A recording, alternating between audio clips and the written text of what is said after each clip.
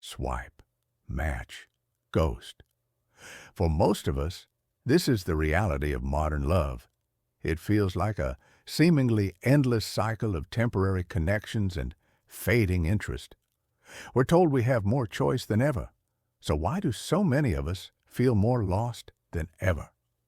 We spend hours curating our profiles, perfecting our opening lines, and navigating a sea of faces, all hoping to find the one. But more often than not, we end up with digital pen pals, awkward first dates, and the sting of a conversation left on read. The burnout is real, and the disillusionment is palpable. Now, imagine this.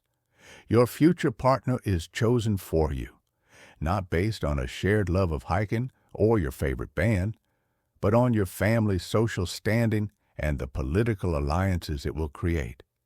It sounds cold, calculating, and 1,000 years ago, it was the norm. But what if our ancestors, in their seemingly unromantic approach to marriage, understood something about love that we've forgotten?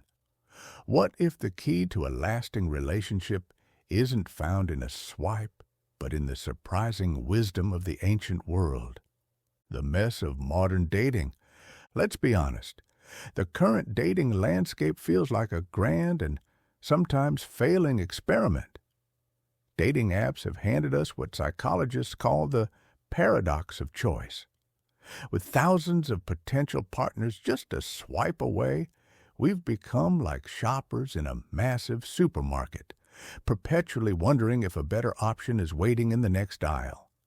This abundance doesn't lead to satisfaction. It often leads to paralysis and a fear of missing out. As of 2025, it's the norm for couples to meet online, with some studies showing over half of new relationships starting this way. But this digital convenience has come at a cost. We've traded clear intentions for calculated ambiguity. The fear of appearing too keen has given rise to the dreaded situationship, that relationship without a label, where no one is quite sure where they stand. It's a non-committal limbo that protects us from outright rejection, but often starves us of genuine connection. We text for weeks, build a fantasy in our minds, and then, without warning, the communication fades into the digital ether. This is ghosting, the silent, brutal exit that has become a hallmark of modern dating culture. And while gender roles are becoming more fluid, with many people favoring equality in who initiates or pays for a date, the old scripts still linger, creating confusion and awkwardness. We're caught between tradition and total freedom, armed with more ways to communicate than ever, but feeling less understood. We're expected to navigate this complex world alone, with our romantic lives siloed off from our friends and family until a relationship is official. It's an isolating and often exhausting process that prioritizes individual choice above all else, but leaves many feeling like they're playing a game without a rule book. The wisdom of ancient unions. But what if the way we think about finding love is actually a very new and maybe flawed experiment? For thousands of years, our ancestors had a very different approach. It wasn't about finding a soulmate, it was about building a future. Let's travel back to ancient Rome or medieval Europe. Here, marriage was rarely the end result of a passionate love affair. It was a strategic merger, a contract negotiated between two families to consolidate wealth, secure social status, or forge political alliances. A daughter's marriage could unite two powerful houses, and a son's marriage could secure vital trade routes. To our modern sensibilities, this sounds transactional and devoid of emotion, but for them, it was profoundly practical. The purpose of the union wasn't just the happiness of two individuals, but the stability and prosperity of the entire family and community. Love was something that might grow after the marriage, nurtured by shared duties, mutual respect, and the common goal of building a legacy. The wisdom here wasn't cold, it was foundational. Successful partnerships are built on shared goals and practical compatibility. Now, consider the much more recent yet starkly different world of Victorian courtship. This era introduced a highly structured and ritualized dance of romance. A young man didn't just slide into a woman's DMs, he had to be formally introduced. If he were interested, he might leave a calling card at her family's home. If his visit was accepted, their interactions would be under the watchful eye of a chaperone. Courtship was a public affair, conducted through formal visits, poetic letters, and small symbolic gifts. Every step was governed by strict etiquette. The goal was to protect a woman's virtue and her family's honor. What we can see here isn't restriction, but respect. The process was slow, deliberate, and transparent. It demanded patience and genuine intention. There was no room for ambiguity or casual flings. The path was leading toward the serious consideration of marriage. Finally, we have to talk about the economic side of ancient marriage, like the dowry or the bride price. These practices are often misunderstood today as buying a spouse. But in their historical context, they were a powerful symbol of the seriousness of the commitment. When a family transferred significant wealth, be it land, livestock, or money, it signified a binding, permanent contract.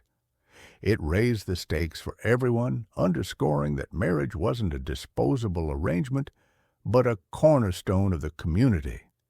This transaction wasn't between the couple, but between their families, cementing the idea that a marriage was the joining of two entire networks of people who were now invested in the success of the union, what we've lost and what we can learn. So, what happens when we place these two worlds side by side? The contrast is stark. Ancient partner selection was driven by family for the sake of social and economic stability. Modern partner selection is driven by the individual for the sake of romantic fulfillment. Ancient courtship was formal, public, and ruled by strict etiquette. Modern dating is informal, private, and often happens through a screen. The role of family has shifted from central negotiators to sideline cheerleaders, often brought in only after a commitment is made.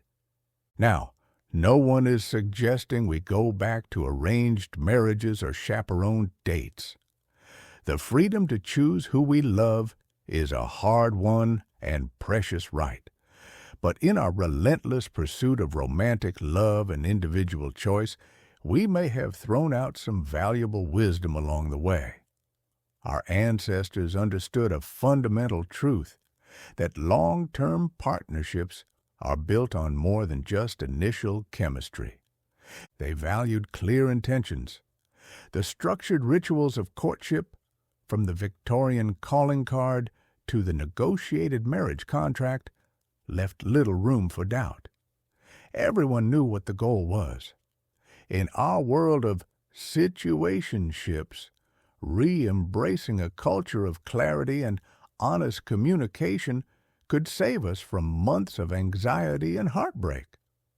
They valued community.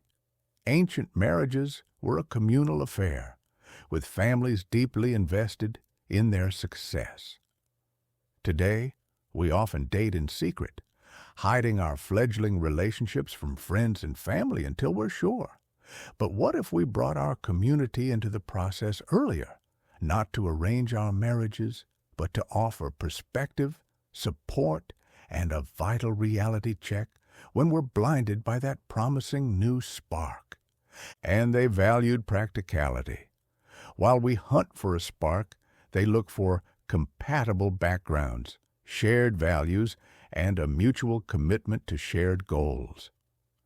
They understood that the fires of passion can cool, but a foundation of respect, shared purpose, and genuine partnership can last a lifetime.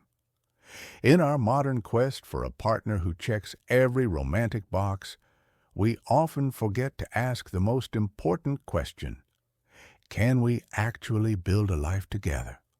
The modern dating world isn't broken, but it is deeply unbalanced. It has placed the entire weight of a successful relationship on the shoulders of two individuals and the often fickle magic of initial attraction. We wouldn't trade our freedom, but perhaps we can infuse it with a dose of ancient wisdom. We can blend the best of both worlds, the autonomy and romantic potential of today with the intentionality, community involvement, and practical foresight of yesterday. It means being brave enough to state our intentions clearly. It means inviting our trusted friends and family into our dating lives for guidance.